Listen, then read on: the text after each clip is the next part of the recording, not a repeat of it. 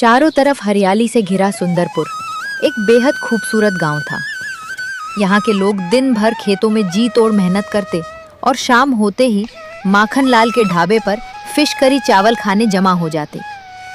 पूरे गांव में माखनलाल का इकलौता ढाबा था, इसलिए वो अपनी मर्जी से दाम वसूलता था, लेकिन लोगों के पास कोई और रास्ता नहीं था। धीरे धीरे वक्त बीता और मॉनसून की आहट होने लगी।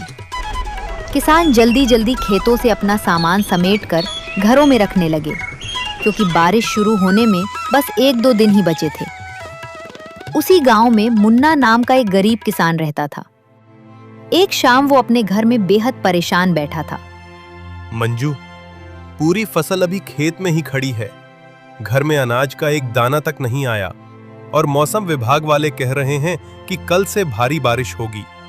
मुझे तो बहुत डर लग रहा है। अब हम कर भी क्या सकते हैं जी, देने वाला भी ऊपर वाला है और लेने वाला भी वही। आप हिम्मत मत हारिए। अगर इस बार फसल बर्बाद हो गई ना मंजू, तो हम पूरी तरह बर्बाद हो जाएंगे। कुछ बुरा नहीं होगा, आप सो जाइए। जो होगा कल सुबह देखा जाएगा। दोनों उदास मन से सो जाते हैं, लेकिन उनके सोते ही तेज बारिश शुरू हो जाती है। अगली सुबह तक बारिश का कहर जारी रहता है। मुन्ना के घर में मातम सा माहौल था। देखा मंजू, मैं कह रहा था ना कि बारिश होगी। अब बताओ हम क्या करें? बहुत भारी नुकसान हो गया जी। घर में खाने को अन्न का दाना नहीं बचा है। बस 1-2 दिन का ही राशन है। मौसम विभाग ने बताया है कि बारिश महीनों तक होगी। ऐसा करो, पहले तुम खेत जाओ और लौटते वक्त कोई काम तलाश कर ही लौटना। ठीक है, मैं काम ढूंढ कर ही लौटूंगा। मुन्ना खेत पर पहुंचता है तो देखता है कि उसकी सारी फसल पानी में डूबकर बर्बाद हो गई है। वो उदास मन से आसमान की ओर देखता है। हे भगवान, ये क्या कर दिया तुमने? मैंने दिन रात एक करके इस फसल को बड़ा किया था। क्या मेरी मेहनत का यही फल है? अब मैं अपनी पत्नी को क्या खिलाऊंगा? मुन्ना काम की तलाश में गांव में भटकता है, पर कहीं काम नहीं मिलता। लौटते वक्त माखनलाल की नजर उस पर पड़ती है। माखनलाल आज खुश था, क्योंकि बारिश में उसके ढाबे पर भीड़ उमड़ी थी। अरे मुन्ना भाई, कहाँ जा रहे हो? आओ, इस बरसात में कम से कम गर्मा गर्म फिश करी के मजे तो लेते जाओ। माखनलाल, तुम्हें पता है कि इस बारिश ने मेरी फसल बर्बाद कर दी और तुम मेरा मजाक उड़ा रहे हो। किसी का नुकसान होगा तो किसी का फायदा होगा ही। देखो, जब से बारिश शुरू हुई है मेरे यहाँ भीड़ ही भीड़ है। इतना घमंड सही नहीं होता माखनलाल। घमंड तो होगा ही, जो इस पूरे गांव में सिर्फ मेरा एक ढाबा है। हिम्मत है तो तू भी खोल ले। मुन्ना वहां से सीधे घर की तरफ बढ़ने लगता है। रास्ते में उसे कनक चाचा मिल जाते हैं। मुन्ना, इस बारिश में यहाँ क्या कर रहे हो और इतने उदास क्यों हो? क्या बताऊं चाचा, फसल बर्बाद हो गई। घर में खाने को दाना नहीं है। काम की तलाश में भटक रहा हूँ। अगर बुरा ना मानो तो मेरा ढाबा बंद पड़ा है। मैं काम के सिलसिले में शहर जा रहा हूँ। मुझे आने में महीना लग जाएगा। तब तक तुम उसमें कुछ बेचो। काका, आपकी बात तो सही है, पर मैं क्या बेचूं? इस गांव में है क्या बेचने को? बेटा, मैंने तुम्हें रास्ता दे दिया है। अब तुम्हें क्या बेचना है ये तुम तय करो। ढाबा तुम्हारे लिए खुला है। ठीक है काका, मैं कल से कुछ न कुछ जरूर बेचूंगा। मुन्ना घर जाता है और मंजू से कहता है, मंजू, कनक चाचा का ढाबा मिला है। अगर तुम कुछ बना सको तो हम बेचेंगे। मेरे पास कुछ पैसे हैं। चिकन मटन तो महंगा है, हम क्या बेचें? सोचो, क्या बनाएं? मैं सुबह तालाब से मछलियां पकड़कर लाऊंगा। तुम उन मछलियों से बेहतरीन फिश बिरयानी बनाना। बारिश में गर्मा गर्म फिश बिरयानी का मुकाबला कोई नहीं कर पाएगा। वाह, ये तो बहुत बढ़िया जुगाड़ है। अगली सुबह मुन्ना तालाब से मछली लाता है। मंजू उसे धोकर और मसालों के साथ पकाकर लाजवाब फिश बिरयानी तैयार करती है। मुन्ना उसे ढाबे पर ले जाता है। महक सुनकर सलीम और बंटी वहां आते हैं।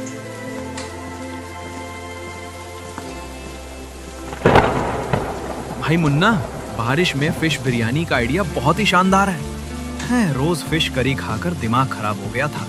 घर वाले भी कुछ अलग बनाने को तैयार नहीं थे। तुम सही बोलते हो भाई, मेरी पत्नी तो बेलन फेंक कर मारती है अगर मैं कुछ मांगू। चलो मुन्ना, एक एक प्लेट लगाओ, देखते हैं तुम्हारी फिश बिरयानी का स्वाद कैसा है। दोनों जैसे ही बिरयानी का पहला निवाला खाते हैं, उनकी आंखें खुशी से चमक उठती हैं। मुन्ना कसम से यार, ऐसी फिश बिरयानी आज से पहले मैंने कभी नहीं खाई। वाकई बहुत लाजवाब है। बिल्कुल, माखन लाल की फिश करी तो इसके सामने कुछ भी नहीं है।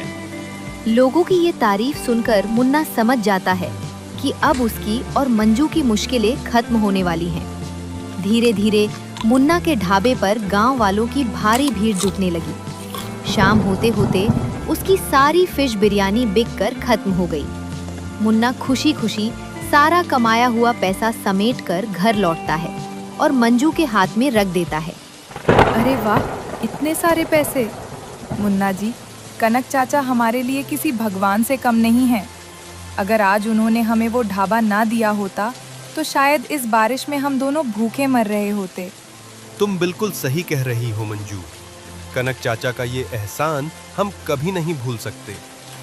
खैर, आज बहुत थकान हो गई है। कल सुबह फिर जल्दी उठकर तालाब से ताज़ी मछलियां पकड़नी है, इसलिए मैं सोने जा रहा हूँ। इतना कहकर मुन्ना सो जाता है। अगली सुबह वो फिर से तालाब जाकर ताज़ी मछलियां लाता है। मंजू पूरे दिल से स्वाद लेकर फिश बिरयानी बनाती है और मुन्ना उसे बेचने के लिए ढाबे पर पहुंच जाता है। मुन्ना को ढाबा खोले अभी थोड़ा ही समय हुआ था कि शहर से दो लोग पैदल चलते हुए वहां आते हैं। वे कनक चाचा का ढाबा ढूंढ रहे थे। वे दोनों कोई और नहीं बल्कि बैंक के कर्मचारी थे। भाई सुनो, क्या यही कनक का ढाबा है? जी साहब, पहले उन्हीं का था, पर अभी कुछ दिनों से इसे मैं चला रहा हूँ। कनक चाचा तो किसी काम से 1 महीने के लिए शहर गए हैं। कोई बात थी क्या साहब? देखो भाई, हम बैंक से आए हैं और ये नोटिस है। कनक ने ये ढाबा खोलने के लिए बैंक से लोन लिया था, जिसकी ब्याज की किस्तें अभी तक बाकी हैं। उन्हें 1 महीने का वक्त मिला है। अगर समय पर पैसे नहीं चुकाए गए तो ये ढाबा सरकार का हो जाएगा। बैंक इस पर कब्जा कर लेगा। क्या? मुझे तो इस बारे में कुछ पता ही नहीं था साहब। हम तो बस गरीब लोग हैं। उनसे कुछ दिनों के लिए ये ढाबा मांगा था। वैसे साहब, आप इतनी दूर से चलकर आए हैं, मैं आपकी क्या सेवा कर सकता हूँ? सेवा क्या करोगे भाई, पर सच बताए तो तुम्हारे इस पतीले से फिश बिरयानी की बड़ी लाजवाब महक आ रही है। इस बारिश में भूख भी जोर की लगी है। कम से कम 1-1 प्लेट हमें भी खिला दो। अरे बिल्कुल बिल्कुल साहब, आप बैठिए तो सही, मैं अभी लगाता हूँ। मुन्ना तुरंत दोनों के लिए गर्मा गर्म फिश बिरयानी की प्लेट लगाता है। दोनों जैसे ही पहला चम्मच मुंह में डालते हैं, दंग रह जाते हैं। भाई वाह, गजब का स्वाद है। ऐसा स्वाद तो मैंने शहर के बड़े बड़े होटलों में भी नहीं पाया। क्या महक है, और हर एक चावल का दाना बिल्कुल अलग अलग है, और ऊपर से इस मछली का स्वाद तो लाजवाब है। सुनो भाई, तुम फिक्र मत करो, मैं शहर जाकर बैंक मैनेजर साहब से बात करूंगा और कनक के लोन का समय थोड़ा और बढ़वाने की कोशिश करूंगा। पर तुम अपना ये ढाबा बंद मत करना भाई। आपका बहुत बहुत धन्यवाद बाबूजी। ईश्वर आपका भला करे। कभी दोबारा मौका मिले तो जरूर आइएगा। कितने पैसे हुए भाई?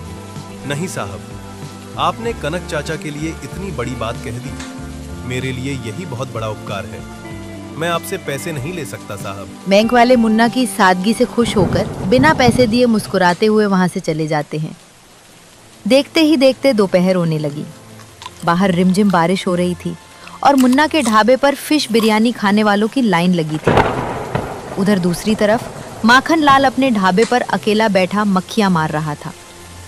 वो गहरी सोच में डूबा था कि आखिर पूरा गांव गायब कहाँ हो गया। आखिर इस सुंदरपुर वालों को हो क्या गया है? इस बरसाती मौसम में तो मेरे यहाँ पैर रखने की जगह नहीं होती थी। आज एक भी ग्राहक नहीं आया। 1-2 दिन तो ऐसी भीड़ लगी कि मजा ही आ गया, पर पता नहीं किसकी नजर लग गई। वो सोच ही रहा था कि तभी उधर से उसका एक पुराना और पक्का ग्राहक जग्गा गुजरता है। जग्गा को देखकर माखनलाल उसे आवाज लगाता है। अरे ओ जग्गा भाई, जरा इधर तो आना। हाँ माखनलाल भाई, बोलिए क्या बात है?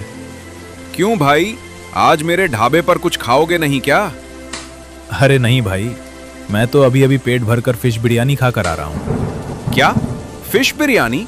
क्यों, तुम्हारी बीवी ने आज घर में बिरयानी बनाई थी क्या? अरे माखन लाल भाई, तुमसे कितनी बार बोला है कि मेरी अभी शादी नहीं हुई है। अच्छा बाबा, माफ करना, पर फिर तुमने फिश बिरयानी खाई कहाँ? अरे अपने गांव के उस किनारे भाई साहब, मुन्ना ने फिश बिरयानी का ढाबा खोला है। लोग दीवाने हो गए हैं उस पर, ग्राहक टूटे पड़ रहे हैं वहां। आपस में मार करने पर उतारू हैं कि पहले मुझे दो, पहले मुझे दो। मुन्ना बेचारा प्लेटें देते देते पागल हो गया है। इतना सुनते ही माखन लाल के पैरों तले जमीन खिसक जाती है। उसका चेहरा पीला पड़ जाता है। क्या क्या तू सच कह रहा है? अरे झूठ बोलने के क्या तुम मुझे पैसे दे रहे हो जो झूठ बोलूंगा? मैं तो सच बता रहा हूँ। स्वाद एकदम नंबर 1 है। चलो मैं चलता हूँ। जग्गा तो चला जाता है, पर माखन लाल को उसकी बातों पर यकीन नहीं होता। वो अपना ढाबा वैसे ही छोड़कर सच का पता लगाने कनक चाचा के ढाबे की तरफ दौड़ पड़ता है। वहां का नजारा देखकर माखन लाल के होश उड़ जाते हैं। मुन्ना के ढाबे पर सचमुच पैर रखने की जगह नहीं थी। लोग खिड़कियों से हाथ बड़ा बढ़ाकर बिरयानी मांग रहे थे। ये देखकर माखन लाल गुस्से से पैर पटकता हुआ सीधे अपने घर लौट जाता है। घर पहुंचते ही उसकी पत्नी रूपमती उसे इस तरह जल्दी और खाली हाथ आया देखकर हैरान हो जाती है। क्या हुआ जी, आज इतनी जल्दी सारा सामान बेचकर घर आ गए? बड़ी बरकत हुई लगती है। अरे रूपमती, मेरा दिमाग मत खाओ। सामान बिकना तो दूर, आज एक प्लेट भी नहीं बिकी है। क्या बात कर रहे हो? किसी से लड़ाई झगड़ा हो गया क्या? आप अचानक इस तरह घर कैसे आ गए? वो जो गांव का कंगाल मुन्ना है ना, उसने कनक के ढाबे पर फिश बिरयानी बेचना शुरू कर दिया है। पूरे गांव के लोग पागल होकर उसके यहाँ टूटे पड़ रहे हैं। अरे मैया, अगर ऐसा ही चलता रहा तब तो हमारा ढाबा बंद हो जाएगा और हम दाने दाने को बर्बाद हो जाएंगे जी। कुछ करिए। बर्बाद? नहीं रूपमती, मैं बर्बाद नहीं हूंगा। बर्बाद तो मैं उस मुन्ना को करूंगा। बस तुम देखती जाओ कि अब मैं उसके साथ क्या खेल खेलता हूँ। अगली सुबह माखन लाल गुस्से में पैर पटकता हुआ सीधे कनक चाचा के ढाबे पर पहुंचता है, जहां मुन्ना अपनी दुकान खोलने की तैयारी कर रहा था। माखन लाल को वहां देखकर मुन्ना हैरान रह जाता है। अरे वाह मुन्ना भाई, मैंने तो मजाक में कहा था, पर तुमने तो सचमुच का ढाबा खोल लिया। बड़ी तरक्की हो रही है तुम्हारी। माखनलाल भाई, ये ढाबा मेरा नहीं है, ये तो कनक चाचा का है। उन्होंने मुसीबत में मुझे सहारा दिया है। अरे भोला भाला मुन्ना, कनक से ज्यादा चालाक आदमी पूरे सुंदरपुर में कोई नहीं है। उसने तुम्हें सहारा नहीं दिया, बल्कि अपनी बला तुम्हारे सिर मर दी है। उस ढाबे पर बैंक का बड़ा लोन है। आज नहीं तो कल बैंक वाले आएंगे और इस ढाबे पर ताला ठोक देंगे। उसके बाद तुम क्या करोगे? सड़क पर आ जाओगे। जो होगा देखा जाएगा माखनलाल भाई, मेहनत की खाएंगे। अरे पागल मत बनो, यहाँ दिन भर खटकर कितना कमा लेते हो तुम। सुनो, जितना तुम यहाँ से कमाते हो, मैं तुम्हें उससे ज्यादा पैसा दूंगा। तुम कनक का चक्कर छोड़ो और मेरे ढाबे पर आकर काम करो। क्या पड़े हो कनक के चक्कर में? कोई नहीं है माखनलाल की टक्कर में। नहीं माखनलाल, जो इंसान कल तक मेरी गरीबी और मेरी डूबी हुई फसल पर हंस रहा था, मैं उसके साथ कभी काम नहीं कर सकता। मुझे पैसों का लालच मत दिखाओ। सोच समझ कर फैसला ले मुन्ना, बाद में पछताएगा। मेरा ऑफर ठुकराना भारी पड़ेगा तुझे। जो होगा वो देखा जाएगा माखनलाल। बस बहुत हुआ, इसी हफ्ते तेरा ये ढाबा बंद करवा के रहूंगा, चाहे इसके लिए मुझे कोई भी रास्ता क्यों ना अपनाना पड़े। याद रखना मेरी बात। अगर ऊपर वाला मेरे साथ है माखनलाल, तो तुम मेरा कुछ नहीं बिगाड़ सकते। मुन्ना को धमकी देकर माखनलाल गुस्से में बड़बड़ाता हुआ वापस लौट रहा था। तभी रास्ते में उसे मुन्ना की पत्नी मंजू मिल जाती है। मंजू को देखकर माखनलाल के कदम रुक जाते हैं। ओह मंजू, देख, तेरे पति ने मुझसे पंगा लेकर बहुत बड़ी गलती कर दी है। कनक के ढाबे पर बैठकर खुद को राजा समझ रहा है। इसका अंजाम बहुत बुरा होगा, समझा दे उसे। तुम मर्दों की यही दिक्कत है। जुबान संभाल कर बात कर मंजू, मैं एक मर्द हूँ, समझी? अगर मर्द हो तुम मर्दों की तरह बराबरी का मुकाबला करो माखनलाल भाई। पीठ पीछे साजिशें रचने से कोई बड़ा नहीं बन जाता। अगर हिम्मत है तो तुम भी अपनी फिश करी और चावल में ऐसा स्वाद लाओ कि लोग तुम्हारे ढाबे पर खिंचे चले आएं। ग्राहकों से तमीज और अच्छे से बात करना सीखो, फिर देखो भीड़ कहाँ जाती है। अरे 2 दिन क्या ढाबा चला लिया, तुम जैसी औरतें अब मुझे धंधा करना सिखाएंगी? रास्ता छोड़ो मेरा। माखनलाल गुस्से में पैर पटकता हुआ वहां से तेज कदमों से चला जाता है। माखनलाल से बहस के बाद मंजू सामान लेकर सीधे कनक चाचा के ढाबे पर पहुंचती है। सुबह सुबह मंजू को ढाबे पर देखकर मुन्ना थोड़ा हैरान हो जाता है।